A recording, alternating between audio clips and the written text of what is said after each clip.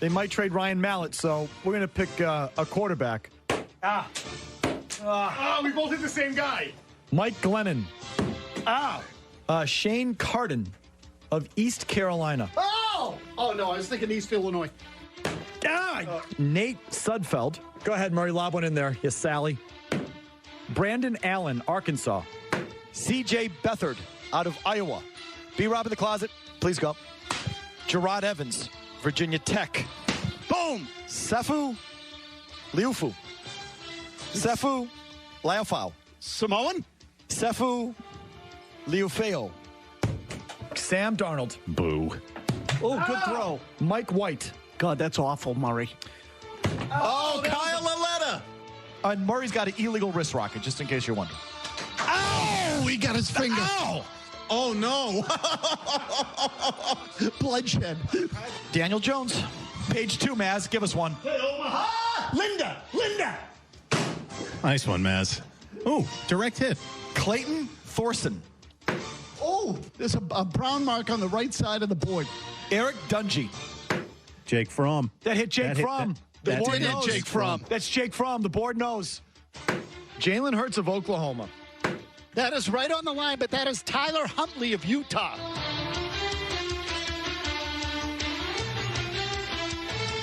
So those were some of the Felger Mazz big board misses at quarterback over the last several years. We've missed a lot. We picked some real beauties there. We also gave you Garoppolo and Brissett in back-to-back years.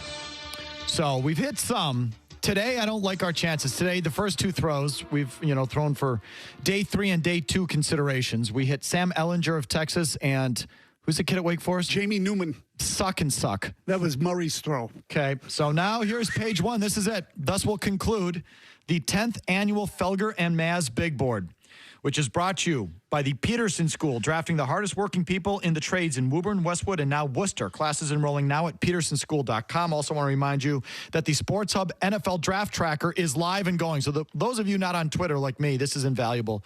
It's just a rolling blog of all the latest reports and rumors and everything. So for up-to-the-minute results, you want to go to 985thesportshub.com/tracker. You can always just click on it if you go to the homepage as well. I've opened this up to the first page of quarterbacks. This is the first time we've done this in a long time. This is an important throw, potentially a franchise-altering throw, Mazz. It's got to be Fields or Jones to even have a chance. So on this page are Lawrence, Fields, Wilson, and Lance.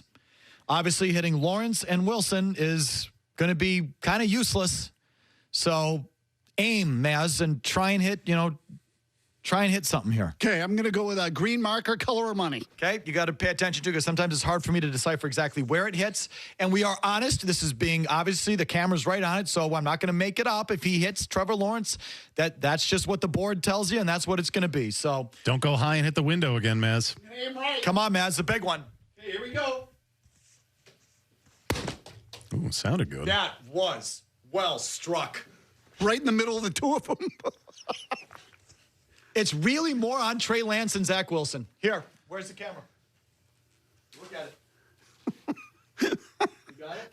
I don't know if they're picking it up or not. I'll take your word for it. That's what I mean. It did splot. That left a big green mark. No, that was well struck. You really that's on hit it. number 4, yeah. It's on number 4. Yeah, it is, for sure. Number 4, Trey Lance. Any shot there, Mazz, you think, before I go into the... Hell yeah, there's a chance. Although I saw a thing on Bleacher Report just a short time ago, in all seriousness, that the Vegas odds now favor Lance going number 3 to the Niners with that third pick. But in Mel Kiper's latest mock that he put up just hours ago, he has the Patriots moving up in a trade with, I believe it's Detroit, and taking Trey Lance. Okay, so Detroit, I think, is at number 7. They obviously have a quarterback because they have Goff, and that would preempt anything that Carolina could do. So, look, put it this way. Lance is one of the guys, Mike, that could slide. Jones could slide, Lance could slide, Fields could slide. The other two are pretty much locked in.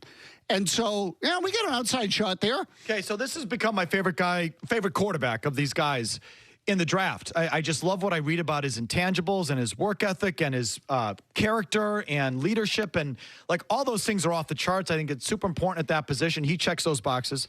Also played in more of a pro-style offense than, say, Ohio State.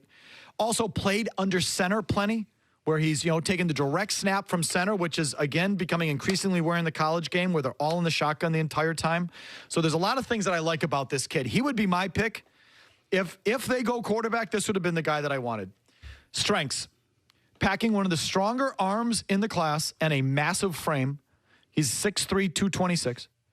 Lance's talents jump out when compared to the FCS competition. His ability to test defenses at every level of the field and create with his legs makes him a danger for any opponent. While not an elusive runner, Lance is strong through contact and can consistently create yardage after hits. He's fairly accurate, consistently keeping the ball out of danger with his placement.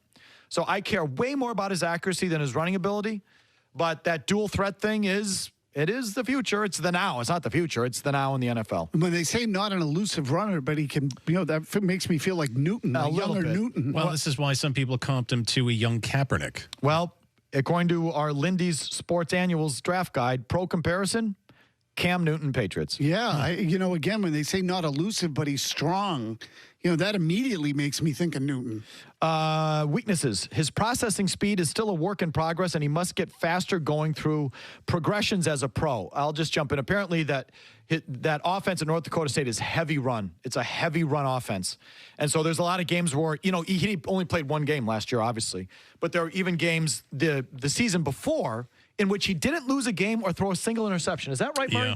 But his attempts are like 22 a game or something? He had some games where he threw the ball 7 times or something because they just run the ball so much and are so dominant. I guess North Dakota State's like a dominant program at that level. Anyway, his natural physical tools allowed him to improvise his way to success on most occasions in college.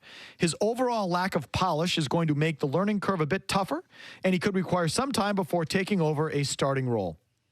I still like him. I like him as a project. I think this is a guy at the Pats draft. He does not play year one. This is like your classic red shirt quarterback. And it said there, correct me if I'm wrong, one of the negatives is that he has to work on the processing speed. Yes, correct. See, that would make him a good fit for Shanahan because that whole offense is predicated on making the first read the easiest read. And an open read more often than not because of the run-oriented offense and the play action, spring guys open easily. So the weak points here in our other draft guide, limited sample size, and the level of competition means it will be a leap of faith for a team drafting him high in round 1. He started one season at North Dakota State U, threw fewer than 300 passes, and never faced an FBS school. So there's not even tape of him playing a real college. You know what I mean? Not even once. Right. He played one game in 2020 and suffered through a shaky first half. He didn't do a lot in the quick game, and he'd need to tighten up footwork in his drops to fit such a system. Aside from that, he has become more calculating as a runner. He's often willing to lower a shoulder and finish a strong run, but it leads him to taking needless hits, including to his throwing shoulder. Anyway, put him on the board. I like this one. That's the only dart we've thrown today that I like. Yeah, and I don't know if you can necessarily hold the FCS thing against quarterbacks, too. There's been guys that have come into the league and been really successful at small schools. Flacco, Steve McNair. You know what? I was Gannon. just about to say McNair. Yeah, he went to Alcorn State. Yeah. Yes, and also, he was a big, strong runner. I loved him. I did too, actually. He was a winner. I don't know if he was a great passer, but he was a winner. Okay, thanks to our promotions manager, Kelly Anderson. She has put together a tight, clean-looking Felger and Mazz big board presented by the Peterson School. The last thing will be filled in tonight. Quarterbacks will tweet out the entire board tonight. At the end of the show, we'll go over some of our selections heading into the first round tonight, and that's that.